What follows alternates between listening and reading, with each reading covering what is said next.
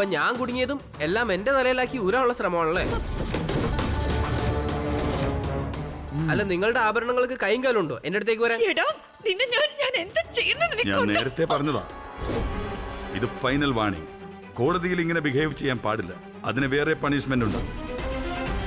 നിങ്ങളുടെ വക്കീൽ ആരാണ്? എനിക്ക് ഇതുവരെ വക്കീൽ ആരുമില്ല. അപ്പോ കുറ്റം ചെയ്തു എന്ന് സമ്മതിക്കുന്നു? ഞാനതിന് കുറ്റമൊന്നും ചെയ്തിട്ടില്ലല്ലോ. അപ്പൊ വക്കീലും വേണ്ടെന്ന് പറഞ്ഞ എങ്ങനെ? ജാമ്യം വേണോ വേണ്ടയോ? എനിക്ക് ജാമ്യം വേണ്ട സർ. നന്നായി.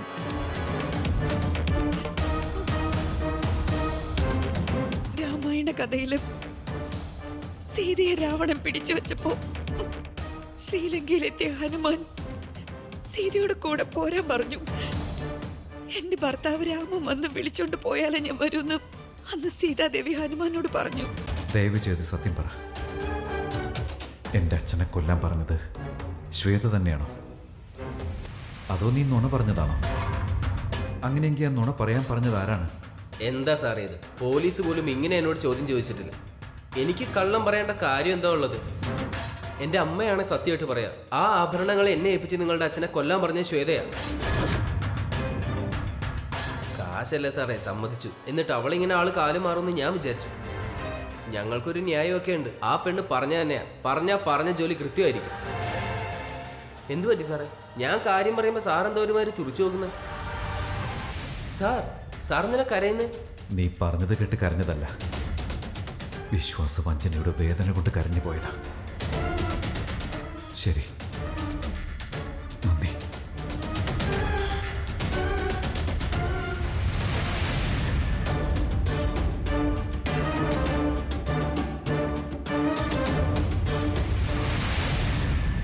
എടി ശ്വേതേ, നിന്റെ ചേട്ടൻ മുരളീകൃഷ്ണൻ നിന്നെ കാണാൻ പോലും കൂട്ടാക്കാതെ നീ വിട്ട് ആ ഗുണ്ടയെ കാണാൻ വന്നിട്ട് ഇപ്പൊ പോയല്ലോ. എന്താ, നിന്നോട് ഭയങ്കര ദേഷ്യത്തിലാണോ?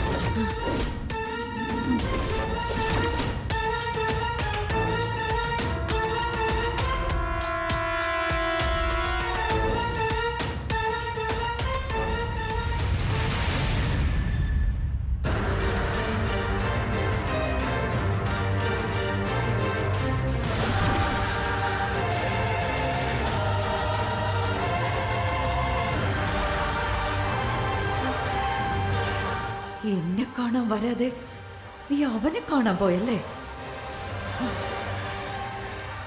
വിടില്ല, നിന്നെ ഞാൻ വെറുതെ വിടില്ല.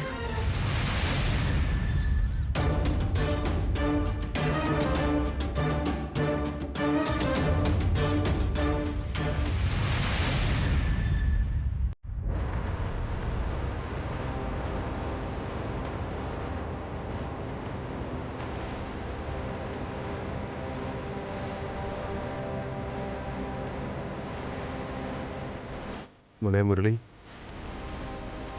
എന്താ മോനെ? ഒന്നുമില്ല അച്ഛാ.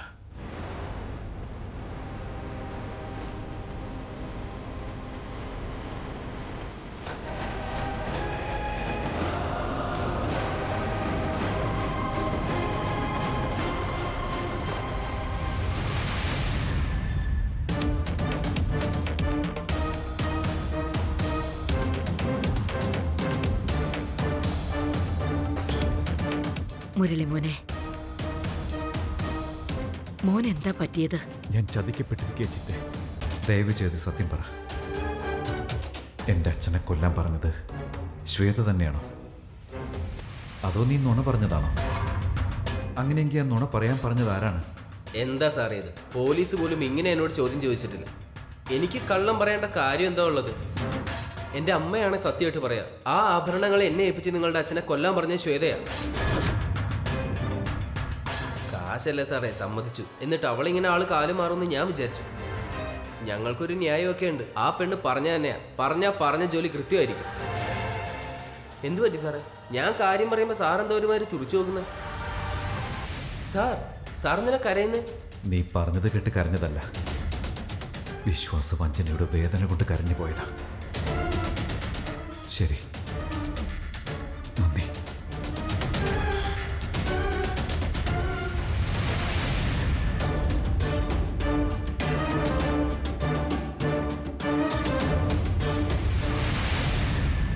എടി ശ്വേതേ, നിന്റെ ചേട്ടൻ മുരളീകൃഷ്ണൻ നിന്നെ കാണാൻ പോലും കൂട്ടാക്കാതെ നീ വിട്ട് ആ ഗുണ്ടയെ കാണാൻ വന്നിട്ട് ഇപ്പൊ പോയല്ലോ. എന്താ, നിന്നോട് ഭയങ്കര ദേഷ്യത്തിലാണോ?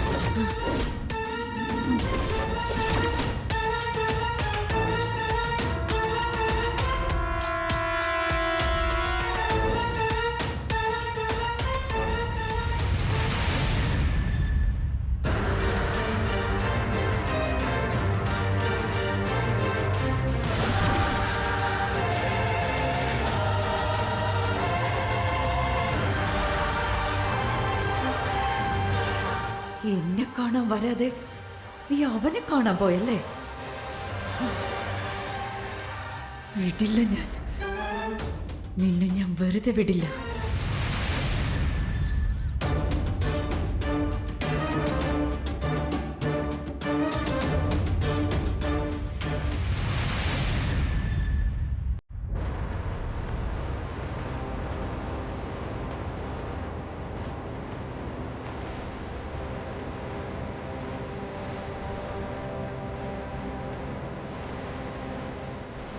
മോനെ മുരളി, എന്താ മോനെ?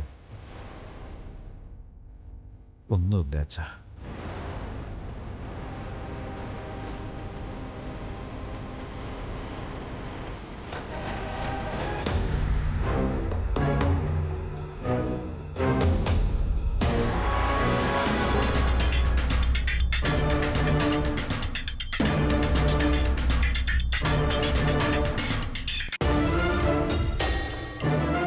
എനിക്ക് എൻ്റെ മക്കളുടെ കൂടെ വർത്താനം പറഞ്ഞുകൊണ്ടിരുന്ന് കഴിക്കണം. ആദ്യം ഞാനും എൻ്റെ കുട്ടികളും കഴിച്ചോട്ടെ. എന്നെ തെറ്റിദ്ധരിക്കില്ലെങ്കിൽ നിങ്ങൾ പിന്നീട് കഴിച്ചോളൂ. ശരി അച്ഛൻ. ഇരിക്കും മക്കളെ.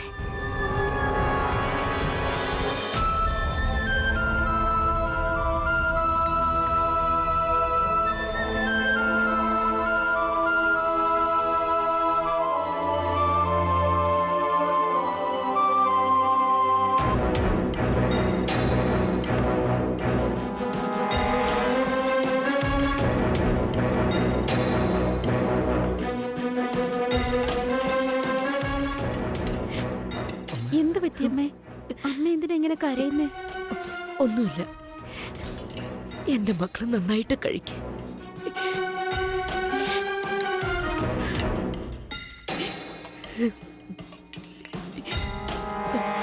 കഴിക്കും മക്കളെ.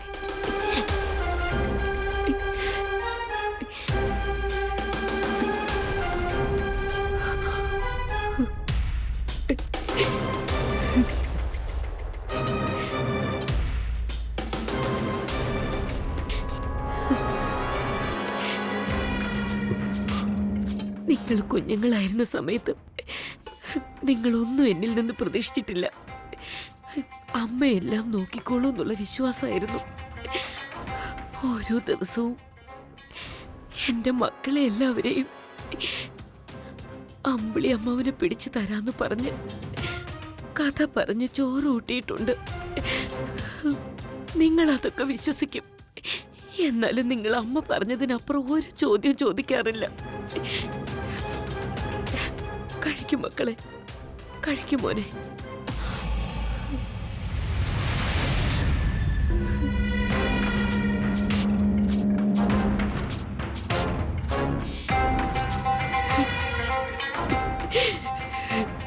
നിങ്ങൾക്ക് എല്ലാവർക്കും ഒരു നല്ല ജീവിതം ഉണ്ടാക്കി തരണമെന്നും എൻ്റെ മക്കളെല്ലാവരും നല്ല നിലയിൽ എത്തണമെന്നും ആഗ്രഹിച്ചു. നീലാംബരിയുടെ